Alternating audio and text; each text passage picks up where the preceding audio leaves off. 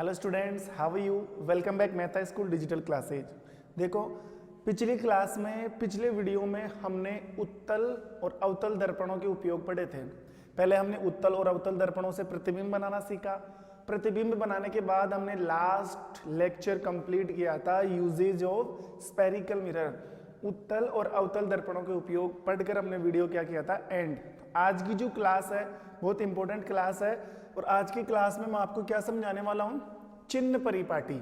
चिन्ह परिपाटी का मतलब वही प्लस माइनस वाले चिन्ह, साइन कन्वेंशन। और ये जो चिन्ह परिपाटी है ये किसके लिए है? ये गोलीय दर्पणों के लिए है। ये चिन्ह परिपाटी भी उत्तल और अवतल दर्पणों के लिए है। चिन्ह परिपाटी का मतलब ये है कि फोकस, जैसे मान लो अवतल दर्पण है, उत्तल दर्पण है, दोनों डिफरेंट टाइप की इमेज बनाते हैं। अवतल दर्पण की मैं बात करूं तो अवतल दर्पण वास्तविक प्रतिबिंब बनाते हैं, उत्तल दर्पण आभासी। तो चिन्ह बदल जाते हैं, क्योंकि जब हम एक ग्राफ खींचते हैं वाई एक्स एक्स एक्स, तो इधर वाली दूरी है किस में आती है? माइनस में। इधर वाली दूरी है किस में आती है? प्लस में। वही चीज लेकर मैं आज आपके सामने आया हूं और वही चीज एक्सप्लेन करूंगा। तो सबसे पहले बात, मेरी बात पर नोटिस करना, जिसको ये चिन्ह परिपाटी समझ में आ गई ना, तो समझ लेना इस चैप्टर से जो भी न्यूमेरिकल आए वो आप डेफिनेटली हल कर सकते हो। अगर चिन्ह परिपाटी, साइन कन्वेंशन अगर आपका गड़बड़ा गया, साइन कन्वेंशन में किसी भी तरीके से आप प्रॉब्लम क्रिएट करते हो, फिर क्वेश्चन गलती है। प्लस की जगह माइनस लगाओगे, माइनस की जगह प्लस लगाओगे, तो क्वेश्चन बैठ नहीं पाएगा। तो इस चिन्ह परिपाटी वाले वीडियो को बिल्कुल केयरफुली देखोगे आप। देखो ध्यान देना, सबसे पहले मैं बात करूं, जब हम ग्राफ बनाते हैं, अब चाहे ग्राफ मैथमेटिक्स में बनाते हो आप, साइंस में बनाते हो, ग्राफ होता है। ग्राफ में जो ऊर्ध्वाधर लाइन होती है, ऐसे खड़ी लाइन, जिसको हम वर्टिकली लाइन बोल सकते हैं, लॉन्गिट्यूडनल, इसको हम कौन सा अक्ष मानते हैं? वाई अक्ष। कौन सा अक्ष मानते हैं? वाई। ठीक है। और अगर ऐसे हॉरिजॉन्टली लाइन आती है ग्राफ में, जो क्षैतिज लाइन आती है वो तो एक्स अक्ष, और ऐसे खड़ी लाइन जो ऊर्ध्वाधर लाइन आती है उसे क्या मानते हैं हम? वाई अक्ष। This is X axis and that is Y axis. और ये जहां पर दोनों एक्सिस मिलते हैं उसे बोलते हैं मूल बिंदु, ओरिजिन पॉइंट। उसे क्या बोलते हैं? मूल बिंदु। अब हमें क्या करना है, हम ये चिन्ह परिपाटी किसके लिए पढ़ रहे हैं? चिन्ह परिपाटी हम पढ़ रहे हैं दर्पणों के लिए। किसके लिए? गोलीय दर्पणों के लिए। गोलीय दर्पणों के लिए क्या पढ़ने जा रहे हैं? गोलीय दर्पणों के लिए चिन्ह परिपाटी पढ़ने जा रहे हैं। और चिन्ह परिपाटी का कनेक्शन हमें ऐसे लेना है, ये वाई एक्स, ये एक्स एक्स। अब देखो ध्यान देना, दर्पण में वाई एक्स किसे मानोगे आप? मान लो आपने दर्पण को ऐसे खड़ा कर दिया वाई एक्स के जैसे, दर्पण को वाई एक्स के जैसे खड़ा कर दिया, तो दर्पण चाहे गोलीय हो, चाहे उत्तल हो, चाहे अवतल हो, दोनों दर्पणों को हम ऐसे खड़ा करेंगे और दर्पण को ही वाई एक्स मानना है। दर्पण को ही वाई एक्स मानना है। एक्स एक्स किसे मानेंगे? याद करो, हमने गोलीय दर्पणों में एक बीच में लाइन खींची थी, पी एफ सी को मिलाने वाली लाइन, उसे क्या बोलते हैं हम? मुख्य अक्ष। तो मुख्य अक्ष तो हो जाएगा एक्स अक्ष और दर्पण हो जाएगा वाई अक्ष। अब देख लो फिर दूरियां। तो एक बार मैं एक काम करता हूं, अवतल दर्पण बना देता हूं। तो ध्यान देना, मान लो ये अवतल दर्पण है। क्या है ये? अवतल दर्पण। ठीक है, ये लो साहब, ये हो गया आपका कॉनकेव मिरर, अवतल दर्पण। थोड़ा सा डार्क कर दूं ताकि ढंग से दिखे।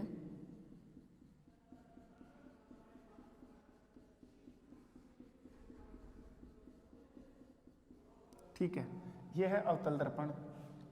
इधर क्या कर दिया? कलर। ये क्या हो रहा है? कलर।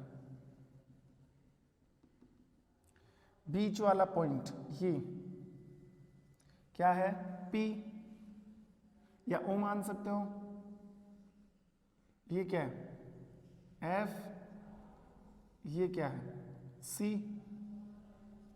इस लाइन को अगर आप ऐसे पूरा खींच लोगे तो अब देखो, आप इस ग्राफ से इसको कंपेयर करो। ये जो दर्पण है, अवतल दर्पण है, इसको तो कौन सा अक्ष मानना है? वाई अक्ष। इसको तो कौन सा अक्ष माना? वाई अक्ष। ठीक है। और ये जो प्रिंसिपल एक्सिस है, ये जो मुख्य अक्ष है, इस मुख्य अक्ष को मानना है एक्स एक्सिस, क्या मानना है इसको, एक्स अक्स, ये वाई अक्स और ये एक्स अक्स। ठीक है, अब आप मुझे बताओ ये सेम है, बस हमने वहां पर अक्स मानते हैं, या दर्पण में अगर हम चिन्ह परिपाटी पढ़ रहे हैं तो दर्पण को वाई अक्स मानना पड़ेगा और प्रिंसिपल एक्सिस यानी कि मुख्य अक्ष को क्या मानना पड़ेगा, एक्स एक्सिस यानी कि एक्स अक्स मानना पड़ेगा।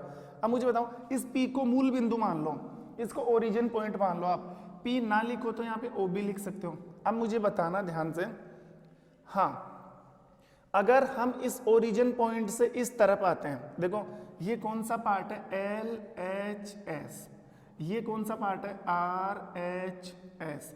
एल एच एस का मतलब है लेफ्ट हैंड साइड, बाएं हाथ वाली दिशा, ये वाम पक्ष है, ये दक्षिण पक्ष है, राइट हैंड साइड, ये बायां हिस्सा और ये दायां हिस्सा। अगर मूल बिंदु से ग्राफ में वाई अक्ष और एक्स एक्सिस के मूल बिंदु से आप बाईं तरफ चलते हो, ये हम जानते हैं, अगर मूल बिंदु से हम बाईं तरफ चलेंगे तो सभी दूरियां, जितनी भी डिस्टेंस है, सब किस में आएगी, नेगेटिव। सभी दूरियां किस में आती है, ऋणात्मक। तो अगर आप बाईं तरफ चल रहे हो ऐसे, अगर हम ऐसे चलते हैं, ध्यान देना, तो ये दूरियां किस में देखी जाती है, माइनस में। ये डिस्टेंस किस में आती है, नेगेटिव। तो हमें पता है कि ग्राफ से अगर बाईं तरफ चलोगे आप तो इधर वाली सभी दूरियां माइनस में, और इधर वाली दाईं तरफ, इधर वाली सभी दूरियां ये किस में आएगी, प्लस में। ये दूरियां प्लस में और ये दूरियां माइनस में। Clear, origin point. अब ध्यान रखना, दर्पण में जितनी भी दूरी देखी जाती है ना, सब ध्रुव से देखी जाती है। यहां से दूरी नहीं देख सकते, क्योंकि ये जितनी भी इस दर्पण के सामने अगर वस्तु यहाँ पे रखी हुई है, प्रतिबिंब कहाँ बन रहा है, फोकस दूरी कितनी है, सभी दूरियों का मेजरमेंट किया जाता है किससे, ध्रुव से। यहां से सभी दूरियां मापोगे, यहां से दूरी नहीं माप सकते, क्योंकि इसमें फर्क हो गया, ये ऊपर आ गया ना तो दूरी कम हो गई। तो सभी प्रकार की दूरियों का अगर मापन करोगे तो दूरियां मापी जाती है दर्पण के ध्रुव से। इधर वाली सभी दूरियां किस में आएगी, माइनस में। इधर वाली सभी दूरियां किस में आएगी, प्लस में। ठीक है, एक चीज और कंफर्म कर लो, ये लाइन क्या है, फिर आप बोलोगे सर ये लाइन मुख्य अक्ष है। ये लाइन क्या है, मुख्य अक्ष है। ठीक है, अगर इस मुख्य अक्ष के मैं नीचे चलूं, अगर मैं इस मुख्य अक्ष के ऐसे नीचे चलूं, चाहे बाईं तरफ चलूं चाहे दाईं तरफ, नीचे जा रहा हूं मुख्य अक्ष के, मुख्य अक्ष के नीचे अगर मैं चलता हूं तो नीचे वाली दूरियां आती है माइनस में। नीचे वाली दूरियां, चाहे आप इधर नीचे आओ चाहे उधर आओ, नीचे इधर तो खैर ध्यान रखना आना ही नहीं है, ऊपर ही बनेगा प्रतिबिंब। अगर आप इस मुख्य अक्ष के नीचे उतर कर आते हो, प्रतिबिंब इससे नीचे बन रहा है, तो समझ लेना वो दूरी किस में आएगी, माइनस में। अगर आप इस मुख्य अक्ष के ऊपर चलते हो, ऐसे ऊपर चलते हो तो दूरियां किस में आएगी, प्लस में। नीचे चलते हो तो दूरियां किस में आएगी, माइनस में। बस आपको यही ध्यान रखना है, अगर इस ध्रुव से बाईं तरफ चलते हो तो सभी दूरियां ऋणात्मक, ध्रुव से दाईं तरफ चलते हो तो सभी दूरियां धनात्मक, मुख्य अक्ष के ऊपर चलते हो तो सभी दूरियां धनात्मक, मुख्य अक्ष के नीचे चलते हो तो सभी दूरियां ऋणात्मक। समझ गए। अब मैं आपको पॉइंट क्लियर कर दूं अवतल और उत्तल के लिए कि क्या चीज प्लस में आएगी, क्या चीज माइनस में। सुनना ध्यान से, देखो ये दर्पण, और इस दर्पण के सामने अगर कोई वस्तु रखी हुई है तो वस्तु क्या होती है, बिंब। दर्पण और बिंब के बीच की दूरी को क्या बोलते हैं, बिंब दूरी। तो एक दूरी का तो आपको ध्यान रखना, बिंब दूरी का, बिंब दूरी। और बिंब दूरी को रिप्रेजेंट करते हैं यू से। ध्यान रखना, यू आएगा ना, यू का मतलब है बिंब दूरी, कि दर्पण से बिंब कितनी दूरी पर रखा हुआ है। ठीक है, अब इस दर्पण से प्रतिबिंब, मान लो बिंब भी इधर है, प्रतिबिंब भी इधर ही बन रहा है। हमने अवतल दर्पण से कितने डायग्राम बनाए थे, 6 डायग्राम।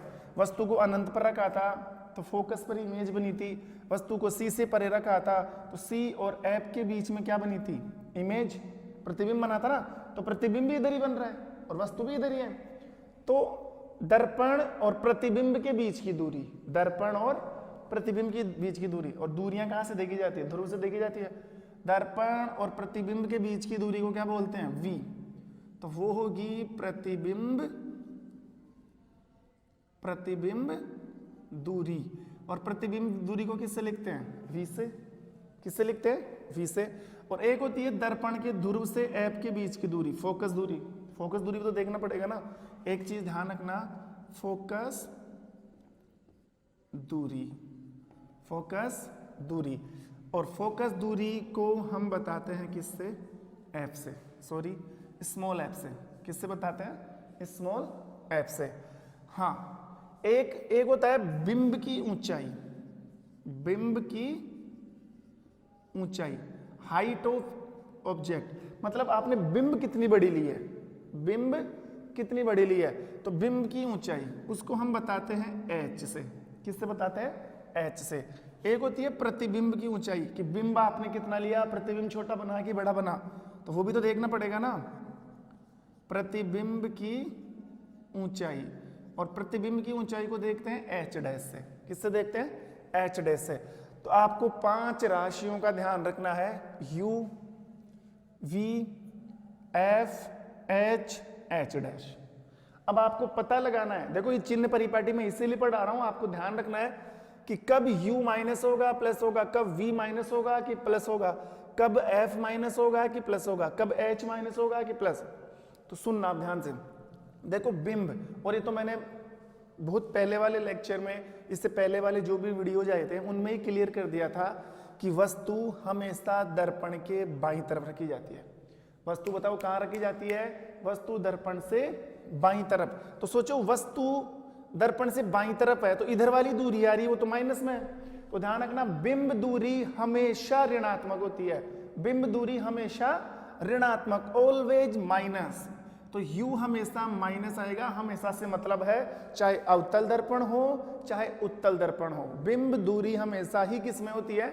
माइनस में। सोचना ही नहीं है, बिंब दूरी माइनस बताना है। अगर बिंब दूरी का मान 40 सेंटीमीटर है तो 40 किस में आ जाएगा? माइनस में आ जाएगा। ठीक है, बिंब दूरी ऑलवेज माइनस। क्यों माइनस? क्योंकि बिंब को बाईं तरफ रखते हैं, और बाईं तरफ की दूरियां देख लो आप, जो लेफ्ट हैंड साइड की दूरियां आ रही है वो किस में आती है? ऋणात्मक आती है। हाँ, एक चीज और क्लियर कर दूं, बिंब की ऊंचाई, तो बिंब हमेशा किसके ऊपर रखी जाती है? मुख्य अक्ष के ऊपर। बिंब जो होती है ना, बिंब मैंने पहले ही कह दिया था, बिंब हमेशा मुख्य अक्ष के ऊपर रखी जाती है। चाहे सी से दूर रखो, चाहे सी पर रखो, सी एफ के बीच में रखो, एफ पर रखो, पी एफ के बीच में रखो, बिंब हमेशा किसके ऊपर रखी जाती है? मुख्य अक्ष के ऊपर।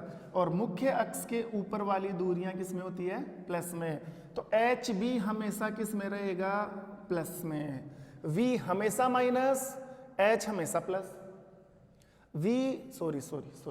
u हमेशा माइनस, h हमेशा प्लस। तो दो तो क्लियर हो गई, 3 चीज बच रही है, वो भी हम पता लगा लेंगे। अब तीनों का पता कैसे लगाएंगे? पता ऐसे लगाएंगे, एक तरफ लिखेंगे अवतल दर्पण और एक तरफ लिखेंगे उत्तल दर्पण। देखो ध्यान देना, ये एक्स अक्ष है, ठीक है। इधर तो मैंने लिखा अवतल दर्पण और इधर मैंने लिख लिया उत्तल दर्पण। देखो दो चीज तो क्लियर हो ही गई। देखो सबसे पहले अगर मैं बात करूं u की, तो u तो चाहे अवतल हो चाहे उत्तल हो, u तो हमेशा ही किस में आएगा? माइनस में आएगा, नेगेटिव होता है। क्यों? क्योंकि बाईं तरफ रखी जाती है वस्तु। तो उत्तल के लिए भी u किस में आएगा? नेगेटिव। किस में आएगा? ये v का मतलब नेगेटिव, v आ रहा है ना, माइनस है, माइनस में आ रहा है, ठीक है। प्रतिबिंब दूरी v, अब आप पता लगाओ अवतल दर्पण के लिए प्रतिबिंब दूरी प्लस में आएगी कि माइनस में? वो तो तभी पता लग सकता है जब हमें ये पता हो कि अवतल दर्पण प्रतिबिंब किधर बनाता है। तो देखो ये अवतल दर्पण के प्रतिबिंब तो इधर बनते हैं। जब हमने वस्तु को अनंत पर रखा था तो एफ पर बना था, वस्तु को सी से परे रखा था तो सी और एफ के बीच में बना था, जब वस्तु को सी पर रखा था तो सी पर ही बना था, और जब वस्तु को सी एफ के बीच में रखा था तो सी से परे बना था, जब वस्तु को एफ पर रखा था तो अनंत पर बना था, जब वस्तु को पी और एफ के बीच में रखा था तो इधर बना था। मतलब एक ही डायग्राम इधर आता है, बाकी 5 डायग्राम किधर आते हैं? इधर। तो उस एक डायग्राम के लिए नियम चेंज नहीं होगा आप, क्योंकि हम ये मानते हैं देखो अवतल दर्पण वास्तविक प्रतिबिंब बनाता है, लेकिन लास्ट वाली कंडीशन में अवतल दर्पण कौन सा प्रतिबिंब बना रहा है? आभासी। तो उसे हमें कैलकुलेट नहीं करना है, उसे नेग्लेक्ट करना है। हमें यही ध्यान देना है कि अवतल दर्पण किस तरीके के प्रतिबिंब बनाता है? वास्तविक। और वास्तविक प्रतिबिंब दर्पण से बाहर बनते हैं, बाहर पर्दे पर प्राप्त कर सकते हैं उनको। तो वो इधर बन रहे हैं सारे प्रतिबिंब, इस दर्पण को वाई अक्ष मानते ही चले हम, तो वाई अक्ष से बाईं तरफ बन रहे हैं। एफ पर बन रहा है, सी से परे बन रहा है, सी पर बन रहा है, सी एफ के बीच में बन रहा है, सारे इधर बन रहे हैं। तो आप बता सकते हो इधर वाली दूरियां तो किस में आती है? माइनस में। तो अवतल दर्पण के द्वारा जो प्रतिबिंब दूरी होती है, जो v है, वो हमेशा किस में होगा? माइनस में। किस में होगा? माइनस में। दूसरा आप बता सकते हो उत्तल दर्पण अगर हम बनाते हैं, उत्तल दर्पण में तो इधर बनते हैं प्रतिबिंब, उत्तल दर्पण ऐसे होता है ना, तो उत्तल दर्पण में तो प्रतिबिंब इधर, दो ही तो कंडीशन थी, दोनों में इधर बना था, एक तो एफ पर और एक सी और एफ के बीच में। ठीक है, तो ये इधर बना रहा है, मतलब इधर वाली दूरियां किस में आती है? प्लस में। तो इसके लिए जो v आएगा, जो प्रतिबिंब दूरी आएगी, वो किस में आएगी? प्लस में आएगी। ठीक है, दो चीज तो क्लियर। तीसरी दूरी फोकस दूरी अवतल दर्पण के लिए f। तो सीधी सी बात है, दिमाग ही नहीं लगाना, जब प्रतिबिंब ही इधर बन रहा है तो फोकस दूरी भी इधर ही देखी जाएगी। अरे फोकस आकर ही तो प्रतिबिंब बनता है ना, तो फोकस दूरी भी किस में आएगी? इसके लिए माइनस। इसके लिए क्या क्या आएगी? फोकस दूरी प्लस। ठीक है, h मैंने पहले बता दिया था, बिंब मुख्य अक्ष के ऊपर रखी जाती है, चाहे अवतल दर्पण हो उत्तल दर्पण, ये हमेशा किस में रहती है? प्लस में। किस में रहती है? प्लस में। इसके लिए भी h किस में आएगा? प्लस में। ठीक है, लास्ट है प्रतिबिंब की ऊंचाई। अब प्रतिबिंब की ऊंचाई तो तब पता लगेगा ना जब हमें पता होगा प्रतिबिंब कहाँ बन रहा है। तो बताओ, देखिए अवतल दर्पण में सारे प्रतिबिंब इस y अक्ष के इधर बन रहे हैं, और ध्यान रखना वो 6 डायग्राम उठा के देख लेना आप, सारे प्रतिबिंब मुख्य अक्ष से नीचे बनते हैं। F वाला नीचे, जब वस्तु C से परे होती है तो C और F के बीच में यहाँ बना था, जब C पे रखा था तो यहाँ बना था, C और F के बीच में रखा था तो C से परे बना था। सारे प्रतिबिंब मुख्य अक्ष के नीचे, और मुख्य अक्ष के नीचे वाली दूरियां माइनस। तो ध्यान रखना अवतल दर्पण के लिए जो h डैश है, जो प्रतिबिंब की ऊंचाई है, इमेज हाइट है, वो किस में आती है? माइनस में। और उत्तल दर्पण में देखना प्रतिबिंब मुख्य अक्ष के ऊपर बने थे, यहाँ पे हमने आगे बढ़ाया था ना उसको, तो यहाँ पर बन रहा था वो। ठीक है, ऊपर बन रहे थे, तो इसके लिए h प्लस क्या होगा? पॉजिटिव। इसके लिए h प्लस क्या होगा? पॉजिटिव। अब देखो सारा लफड़ा ही खत्म कर दिया, प्लस माइनस क्यों कब कहाँ क्या लगाना है वो अंतर भी कर दिया। तो आप एक दो चीज तो वैसे ही दिमाग में आ गई कि बिंब दूरी हमेशा माइनस में और बिंब की ऊंचाई हमेशा प्लस में। बाकी आपको दर्पण से पता लगाना है, सॉरी प्रतिबिंबों से पता लगाना है। तो इधर एक बार नोटिस करो आप लोग, नोटिस हम ये करें कि अवतल दर्पण में देखो सारी चीजें माइनस में आ रही है। अवतल दर्पण के लिए सब चीजें माइनस में है, सिर्फ एक चीज प्लस में है। और इधर उत्तल दर्पण के लिए सारी चीजें प्लस में है, सारी चीजें प्लस में है, सिर्फ एक चीज माइनस में है। समझ, इधर 4 चीज नेगेटिव 1 पॉजिटिव, उधर 4 पॉजिटिव 1 नेगेटिव। ठीक है, तो ये साइन कन्वेंशन है, इसको ढंग से समझ लेना, वीडियो को रोक रोक के देख लेना। ये लो, ये मैंने पूरा समझा दिया है, कब u माइनस होता है कि प्लस, सॉरी u हमेशा ही माइनस होता है, कब v प्लस होता है कि माइनस, कब f प्लस होता है माइनस, वो according to depend based on mirror. किस पर डिपेंड करता है? दर्पण के ऊपर डिपेंड करता है। ठीक है, ये चिन्ह परिपाटी तो क्या हो गई? कंप्लीट हो गई। अब मुझे एक टॉपिक समझाना है और वो सबसे इंपॉर्टेंट है, वो है दर्पण सूत्र, मिरर फॉर्मूला। पढ़ते हैं एक बार।